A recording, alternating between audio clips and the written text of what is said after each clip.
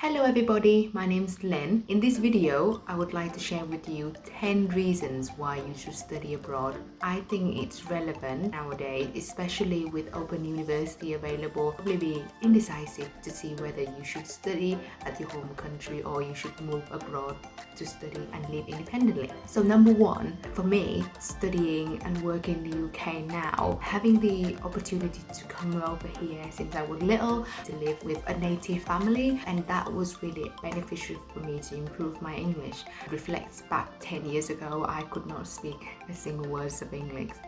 I'm not saying I can speak perfectly now, but at least I can hold a conversation and actually working now, so it can't be that bad, can it? So number one, it had made me get out of my comfort zone. I have moved over here, living different city, and eventually found myself a job, bought myself a house at 26, and I found myself a partner that I want to spend the rest of my life with as well.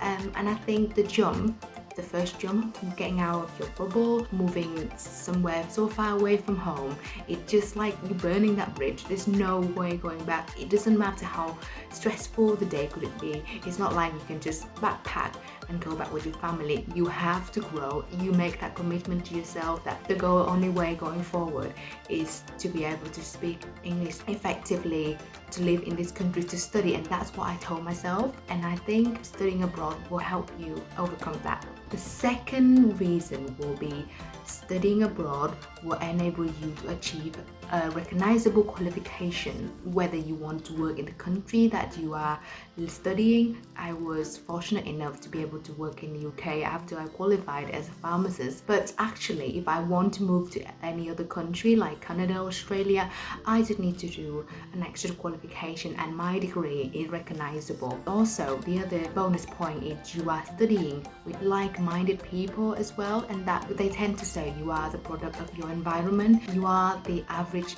5 people you spend your time with, and I think reflecting back on it, I had made a lot of good friends at university, at college when I was there. They motivated me. They helped me become who I am today, the person who always upbeat, who always trying to challenge yourself. And I think those are transferable skills, transferable experience that you won't be able to get if you were not study abroad. The third tip would be, so I think I did touch upon it on the second point when it's talking about networking.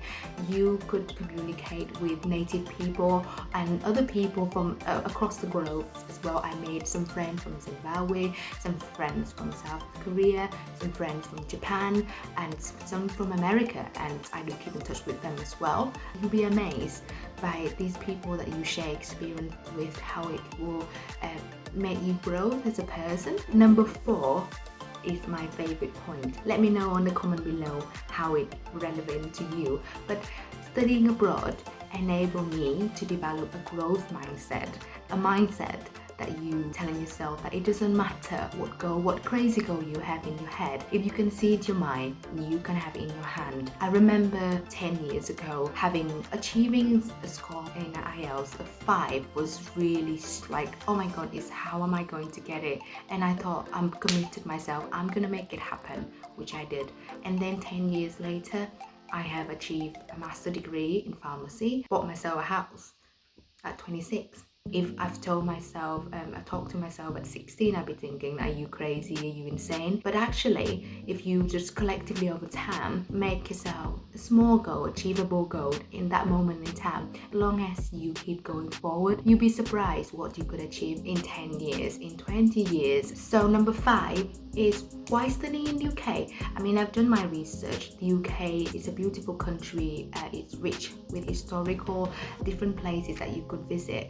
It's actually quite close to mainland Europe as well, and you get 12 weeks holiday in a year. So I managed to travel in one summer, so I applied for a Schengen visa to visit different countries in Europe, which is quite easy. It's only like 2 hours on the plane, or if you can go to London, you can get Eurostar to go to France, and it was really easy. Number 6 is the healthcare system in the UK. So you do pay a health search when you apply for your visa, but if you have any problem, any physical health condition that you would want to visit the doctor, you just need to register with your local GP, book an appointment with them, and the cost for your treatment or the cost to see the doctor is free. It won't be like that if you would study in Australia or America. So my sister who's studying in Australia now, she would have to pay. She's like trying to not get poorly while she's there because she could just be dreading it, the medical bill that she had to pay for it for any reason that she's not well. I am fortunate enough that I can access those medical treatment, the benefits,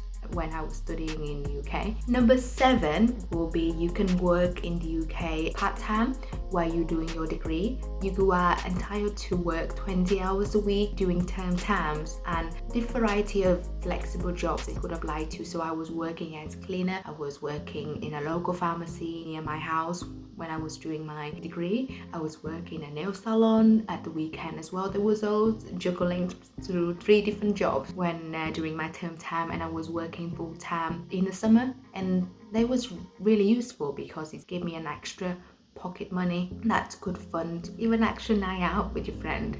Those costly as well. The other thing about taking a part-time job sometimes is not just the extra money that you have, is the transferable skill that you can add on your CV, and down the line when you apply for a job, they will reflect on those skills that you had, and you will be able to demonstrate to your future employer that you have the transferable skill like communication skill, team working skill, problem solving, and you can sell those skills. You will be able to use it to sell yourself to your future employer. And number 9 will be opportunity to work after you studying, after you finishing your degree. So you was in tier 4 visa, you would have to be switching to tier 2 visa. There's certain occupation like nurses, doctor, there's always going to be shortages. Your application, if you are applying studying those degrees, your application will be more favorable because they always trying to recruiting those key workers. While if you apply to other jobs, you need to ensure that you are meeting the minimum salary cap that the Home Office require.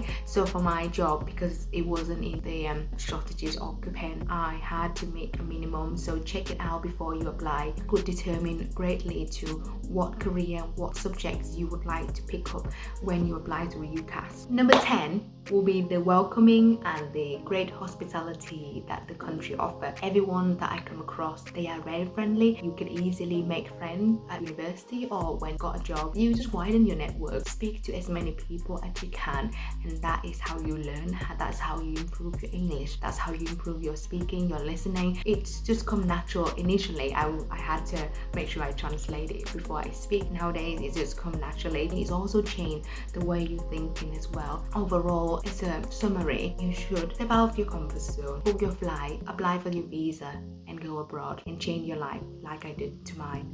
Thank you for listening, and I hope you have a good day. Bye bye.